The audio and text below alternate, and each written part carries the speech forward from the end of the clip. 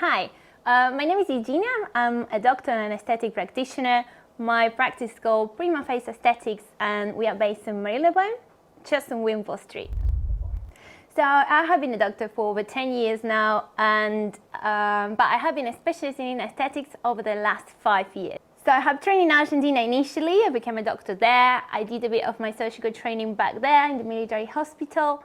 Over 6 years ago, I moved to the UK and I completed my surgical training while still doing that. And I started my aesthetic training 5 years ago. So I have started with my foundation courses. I have done foundation Botox, foundation fillers. Then I thought, it wasn't enough to do a one-day course. So I progressed my practice into a postgraduate diploma in aesthetic medicine. And after that, I have also done a lot of other courses involving functional medicine, wellness, and a more holistic approach for the patients. So we offer a very broad range of treatments, mainly non-surgical treatments, from botulinum toxins to fillers to biostimulators, IV drips, a bit of everything really. So my approach to patients is always to treat the patient with a holistic approach, I would say. I will do a first initial consultation and see what are the goals of that patient, how can we achieve them. I will do a very good assessment of that skin quality as well. And then in base of that, I prefer to work on collagen stimulating treatments, work on that quality of the skin, and when we have that quality of skin treated, then I would like to replace the volume with fillers. I think one of my favorite treatments will be actually biostimulators. So they are collagen producing, I would say, injectables that will help to treat that quality of the skin, and it will give you a more natural looking result, slow down the aging process without, I would say, change the facials of the patient. So they are made of hyaluronic acid, most of them, or polynucleotides. It depends on which pathway you are choosing or go. There are different ones. So no really major complications, thank God. But yes, complications like bruising, swelling, sometimes not being able to meet the patient's expectations, I would say, and patients not being completely happy with the results afterwards. That's something that happens in practice. Well, it depends on which one the complication is, I would say. If it's just a bruise, it's a bit about obviously assessing the patient, bring them back to clinic straight away, having a look and treat accordingly. So I got into aesthetics because it was something that I was always very conscious about from a young age, and being involved in TV, modeling, back at uni times. I was very into doing these treatments myself. So then I thought, why not to start doing it to others as well. So I have started having botulinum toxin and neuromodulators when I was 25 as a preventative way for the wrinkles, and I had a lot of biostimulators. I had Profiler, I had mesotherapy, microneedling, PRP, and a few more.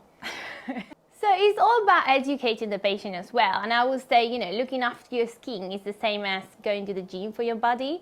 I do explain this to the patients. Don't come and expect, in one session you're gonna change your face. The same way they go to the gym to look better body-wise, and that is not considered bad. Someone goes to their hairdresser to do their hair. I explain incorporating facials and injectables is part of that self-care. So I feel like in Argentina it's more accepted and it's less taboo to have cosmetic procedures, I would say, even / cosmetic surgery. So all my family or friends have had even breast augmentation done from a young age. I would say it's pretty common to have that, or rhinoplasties at 18 years old, 19-year-old. So with injectables, everyone is more open about it, and I feel like there are more advances in terms of we are using now hybrids, what is like a mix of a biostimulator and a filler in order to replace the volume, but also keep stimulating the collagen production. And I think there are a lot of treatments that we are a bit behind in the UK.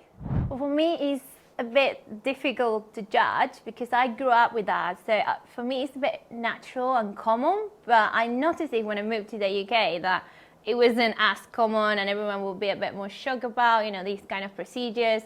So I feel like, it's more widely accepted over there than here. So in Argentina, only doctors are allowed to do aesthetics, and it's like a whole speciality.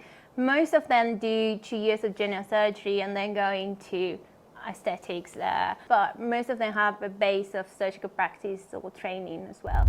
So I feel like they're very good, and it's all about patient selections and choosing, the right patient, explaining the right treatment to them as well, because you will get a lot of TikTok trends and young patients that will come to change their facial appearances, and I don't think that's the right way to use the injectable. On the other hand, I would say, who are we to judge what anyone like to look like?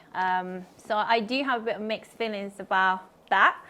But my particular patients are normally a bit more, I would say, between 35 and 65. So the end goal is something a bit different than just having lip fillers or, increasing the shapes or changing the shape of the fillers. So I think SafeAP is a very good way to find qualified practitioners in a safe way. From a doctor or practitioner point of view, I would say it's easy to navigate. You get consent forms, you can keep pictures in there.